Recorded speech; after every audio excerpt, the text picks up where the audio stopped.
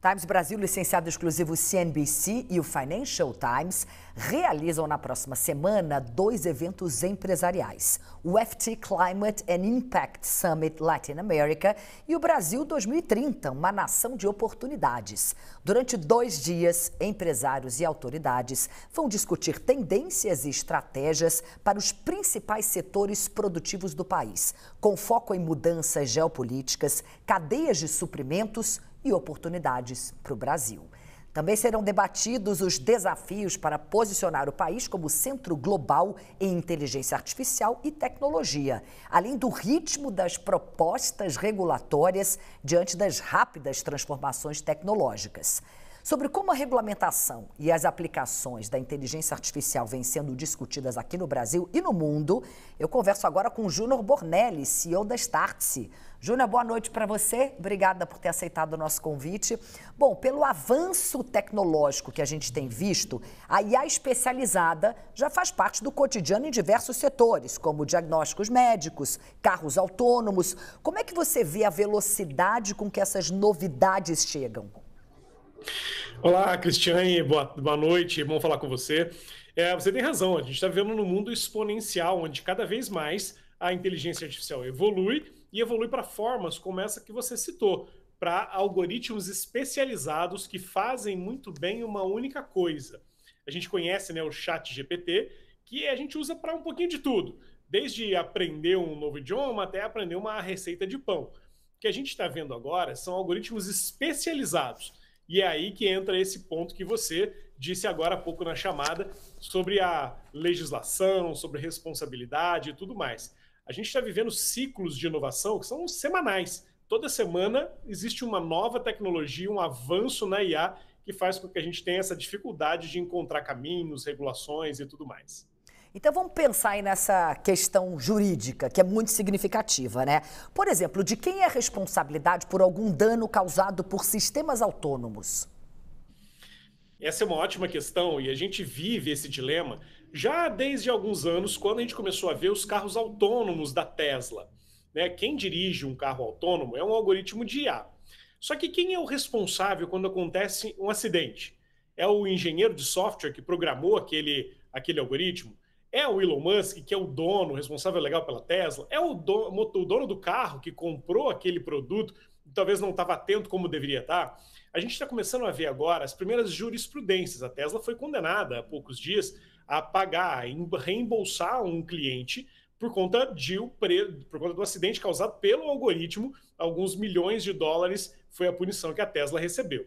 A gente ainda não sabe qual é a resposta correta para isso. O que a gente vai ver é que vai existir uma reorganização do ordenamento jurídico global. Por exemplo, o algoritmo que faz diagnósticos, ele tende a acertar mais que os médicos humanos, mas quando ele erra, a culpa é de quem? A gente vai entender mais sobre isso do jeito que a inteligência artificial evolui. Um pouquinho cada semana as coisas vão se desenrolando, vão ficando mais claras. E tem também aquele aspecto da proteção de dados. Na semana passada, por exemplo, no lançamento do GPT-5, o CEO da OpenAI, o Sam Altman, ele falava na possibilidade de uma espécie de acordo de confidencialidade entre usuário e plataforma de IA, assim como existe entre médico e paciente. Como é que você avalia esse cenário, Júnior? Eu acho, Cristiane, que a gente precisa migrar para alguma coisa parecida com isso. Hoje a gente sabe que qualquer coisa que a gente escreve no ChatGPT ou no Gemini, qualquer um desses modelos de IA, torna-se público. Quando a gente fez o nosso cadastro, a gente não tem aquele costume de ler as letrinhas miúdas, os termos de uso, mas a gente consentiu. A gente disse que qualquer arquivo, qualquer coisa que eu coloque lá, torna-se pública e pode ser usada para treinar este algoritmo. O que a gente vai ver é uma regulação a partir dessa nova camada de dados que está sendo cada vez mais explorada do ponto de vista de treinamento dos algoritmos de um jeito que a gente não controla.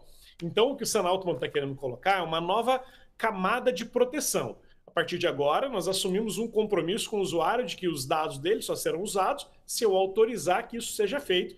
E aí, tem gente que gosta de autorizar, tem gente que não, tem gente que a conveniência que isso traz é importante, relevante, mas será uma opção. Hoje nós não temos essa opção, os nossos dados são usados para treinar os algoritmos.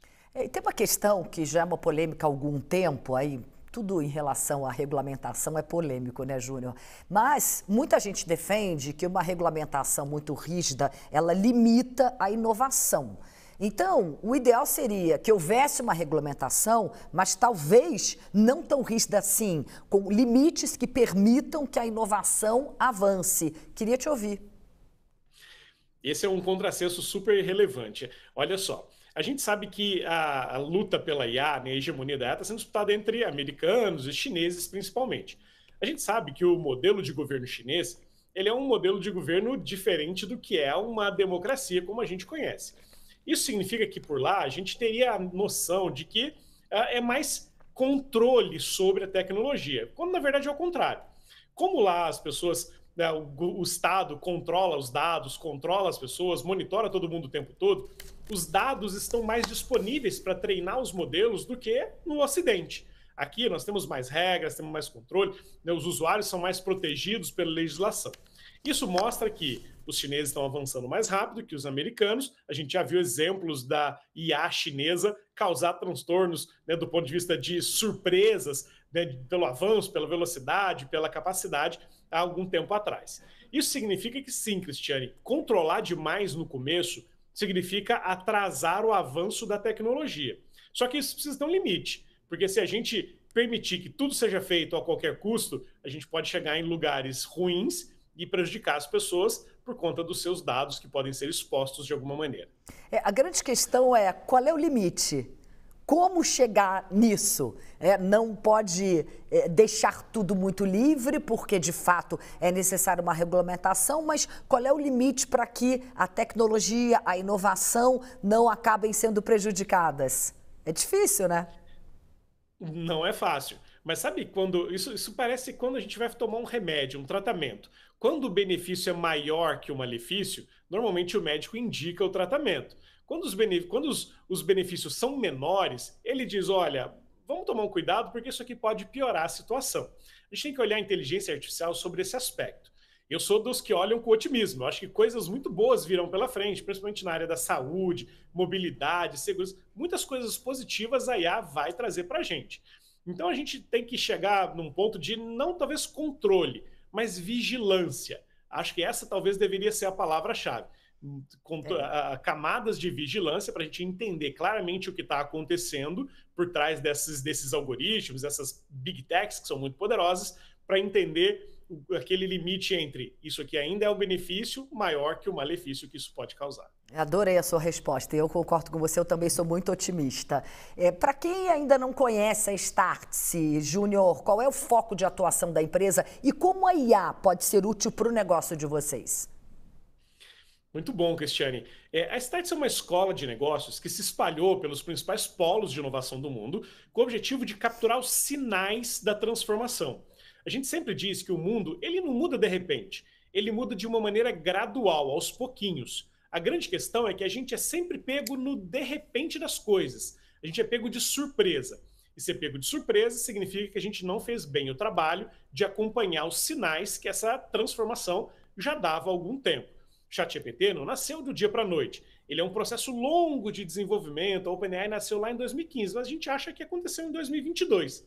Então, o nosso papel é tentar antecipar esses sinais, mas não como um exercício de futurologia, sem muito compromisso com a verdade, com a assertividade.